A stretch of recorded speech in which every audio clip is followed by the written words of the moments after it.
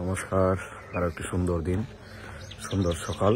আপনাদের সবাইকে জানাই সুস্বাগতম, সুপ্রভাত। আজকে 365 ডেজ চ্যালেঞ্জের আজকে আমার 16তম দিন।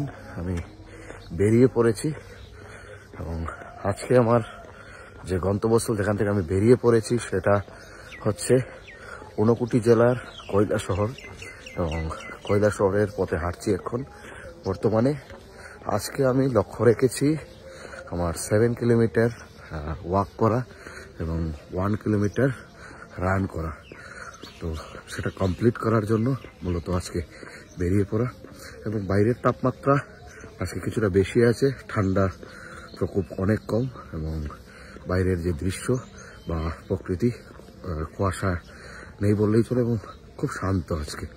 তো মাঘ মাসের দ্বিতীয় দিনে বেরিয়ে পড়া এই প্রকৃতির সৌন্দর্য দেখার জন্য এবং নিজেকে শারীরিকভাবে সুস্থ রাখার জন্য শুরু করলাম আজকে আমার 1 কিলোমিটার রান করা। এবং 1 কিলোমিটার রান করার পর আমি নেক্সট যে 7 কিলোমিটার হাঁটা সেটা শুরু করব। এবং আজকে রাস্তাটা যেটা নিয়েছি একটু চড়াই, যেখানে উঁচু উঁচু জায়গাগুলোকে ক্রস করে যেতে হবে, সমতল নয়। তো আর একটু আজকে বেশি নিজেকে স্ট্রেচ করছি, আজকে নিজেকে আর একটু চ্যালেঞ্জ দিচ্ছি যাতে করে আমার যে আলটিমেট গোল সেটাকে কমপ্লিট করতে পারি এই 2025 31 ডিসেম্বরে। এবং এই বেরিয়ে পড়ার শক্তিটা যে প্রতিদিন পাচ্ছি, এটা হয়তো যারা আমাকে এই মোটিভেশনটা দিয়েছেন তাদের নামও একটা সময় আমি আপনাদের সামনে শেয়ার করবো এবং জানাবো আপনাদেরকে। তো সবাইকে বলবো যে নিজেকে সুস্থ রাখতে হলে, নিজেকে শারীরিকভাবে মানসিকভাবে ফিট রাখতে হলে নিজেকে পরিশ্রম করতে হবে। একদিন সময় আপনাকে এক ঘন্টা করে দিতে হবে এবং সেই সময় একটা রেজাল্ট আসবে। সবাইকে বলবো বেরিয়ে পড়ুন নিজেকে সুস্থ রাখতে।